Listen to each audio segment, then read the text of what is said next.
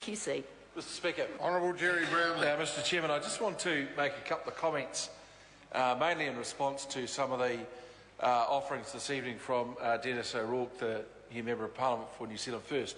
I appreciate that he wanted to say that EQC had sort of done okay, but he couldn't give it a full pass mark. I think one of the interesting things is that since its modern inception in 1994, where it followed on from the Earthquake and War Damage Commission, EQC has come up for review repeatedly in the House, and MPs from all sides of the House have quietly let it slide through without too much attention. And it's not until you have a big disaster like this that an organisation like that becomes tested. As the previous speaker said, they're dealing with some 680,000 claims. Those are each individual exposures across the land damage, the built property damage and the contents. When you aggregate those per household, it's still over 400,000 household claims. It is huge. There is no other insurance company in the world that has ever dealt with anything quite so big from one event. The only one that comes close is State Farm, an insurer in the United States who dealt with the very big claims that came out of the Hurricane Katrina event some years ago. And the difference, though, between EQC and State Farm in the United States was that EQC had a staff of 21 people on the day of the September 4 earthquake in Christchurch. State Farm had a standing staff of over 77,000 when they dealt with their big earthquake, their big hurricane event in the United States. So from 21 people, dealing with this huge number of rolling claims coming through, they've gone up to, I think, around about 1,200 people now, so they're still a pretty lean sort of machine. They have tried to do as much by contract as they can because we wouldn't expect to have these events occurring with the sort of regularity that would justify a staff of some 77,000, as was the case with their counterpart in the United States. So I think they've done a pretty good job. It's often forgotten that we have had a series of earthquakes here, over 11,000 shakes in total, over 2,000 shakes that have been of a very substantial nature, and 5 events that have been of such a magnitude that they have triggered a series of EQC claims from those events. And as the previous speaker said, they have repaired through the PMO office some 16,000 homes now, and at any one time there are 2,000 homes in Christchurch under repair. And I was noted the comment from Mr O'Rourke where he said that there were some homes that needed to be demolished and rebuilt. EQC do none of those. Once you go over the $100,000 cap, it's in the hands of the private insurers. And so EQC are dealing with those repairs under $100,000, over $10,000. And the idea is simply that we'll be able to put a brand on those repairs that will see the value of the real estate that is repaired maintained through the years ahead. Had we been in a situation where EQC simply cashed up those who've got damage, firstly, you're relying very much on the EQC assessor getting it right first time. There is no second opinion. But under the PMO office arrangements, when the builder turns up to do the work, he does the work. And I think that's a very important distinction. The other thing is that EQC does cover land damage, and that is totally unique in the world. And I think it's a great thing that we've got it, and we must do whatever we can to preserve it, because it has allowed us to put together a program to do the proper geological survey that's required of many, many parts of Canterbury to determine where the best areas are, or the appropriate areas are for residential occupation. It's that process that allowed us to be able to say, sadly, to about 9,000 households, you need to move on, because where you're living is no longer suitable for residential occupation. The crust under your house has thinned, the depth to bearing is now a long way below you. You may have slumped, the land may have moved. In some areas in Christchurch it's dropped by up to 1.8 metres, and it's ideal that you do look for some other opportunity for your residential occupation. And we came up then with the two, Mr Chair.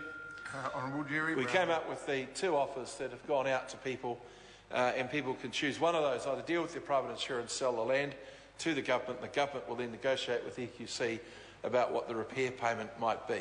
There will be a very large net cost to this, in this whole thing, to the Crown, no question about that. I go back to my key point that without EQC, we'd have had no basis to start a land assessment and no basis to, in fact, engage with the private insurers about where the liability stopped and started.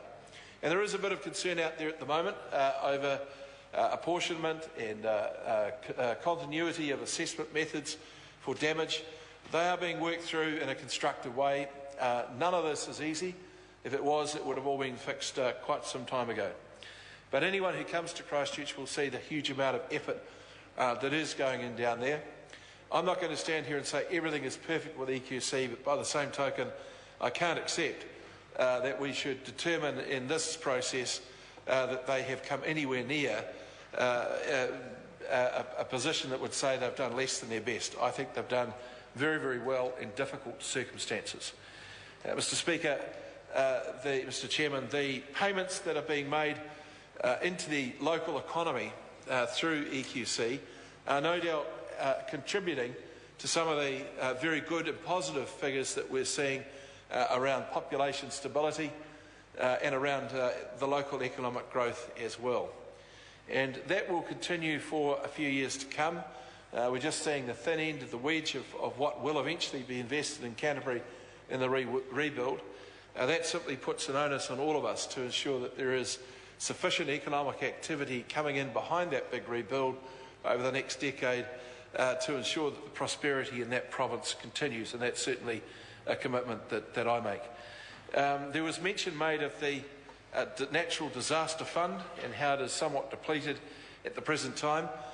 Some people have proposed a levy on people's earnings to try and top that up. The reality is it takes many, many years to build up a fund of $5 billion.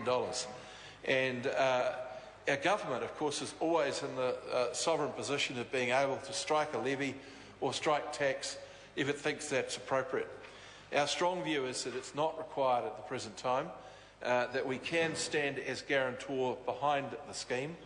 And one of the positive things I can report is that when EQC went into the reinsurance market recently to buy cover for the exposures that they have to prepare for going forward, they were able to get that cover, and the terms were reasonable given the circumstances. So, Mr Speaker, I just want to conclude by saying that as a major player in the home insurance industry in New Zealand, EQC performs an exceptional service. If the $100,000 cap is too low, it's because this House has allowed it to stay at that level for the last 18, 19 years. And at some point we will need to look at it. I want to acknowledge that Mr O'Rourke raises the good issue about should EQC continue to cover contents. Well, I think in a difficult insurance market at the present time, you wouldn't want to be mandating from this House a lack of cover or a withdrawal of cover for the whole of New Zealand. So there is going to be a transition period that will come after we've had the review of EQC that should commence later this year. But Mr Speaker, I think in very difficult circumstances, this organisation has served the country well. I know that there will be people who perhaps listen to this who want to scoff at it, but really I think the question is, how could it have been done better? There was no way that you could have had a standing army of 10, 15, 20,000 people hanging around waiting for the day that there was the big one somewhere in New Zealand to go in there and fix it. And when you're dealing with the sort of volumes that they're dealing with, there will always be ups and downs, no question about that. But overall, Mr Speaker, Mr Chairman, they have done a very, very good job. I think they do deserve a commendation from the House. And also just a little note that all of us as members of Parliament, particularly those of us from Canterbury, who are also, I might say, in most cases, claimants, will be watching that progress over the next however long it takes to get the job done, with the intention of ensuring that it's done to the very highest quality. The question is that the report of the Finance and Expenditure Committee on the Earthquake Commission be noted. Financial review of the Earthquake Commission be noted. Those of that opinion will say aye. Contrary, no. The ayes have it. Members, I understand that the next entity which members wish to debate is the Accident Compensation Corporation.